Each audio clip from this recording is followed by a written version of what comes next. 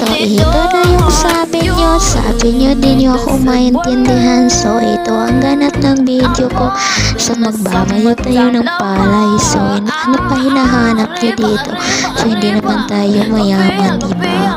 So mahirap lang tayo, dapat tayong kumayod eh. So ito, sipag lang at syaga lang yung hinahanap natin. So ito, sa sobrang sipag, oh diba, tingnan nyo yan, ang lakas magbabayo. So gusto nyo yung kayo pa yung babayuhin ko, at charot lang yun. So mahirap na talaga magtagalog, hindi ko talaga alam kung paano. So hindi ko alam kung inaano nyo na ako, binabas nyo na ako sa Tagalog ko. Alam nyo naman na hindi ako Tagalog, so banin ako.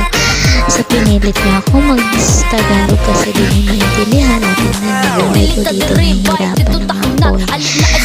Oh, kaya sipa-sipa pa yung ano ko dyan, pa ako dyan kasi sa sobrang ano na pawis na talaga yung kilikili ko dyan, charot lang yun.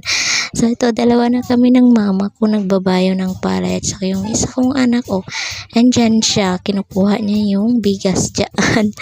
So mayroon pang mga manok dyan. So saka yung manok, nahihirapan na din kasi sobrang krisis na nga ng panahon. So eto, wala pang pera pang paano nang ay, hirap-hirap talaga. So kayo na lang kumikinding-kinding dyan.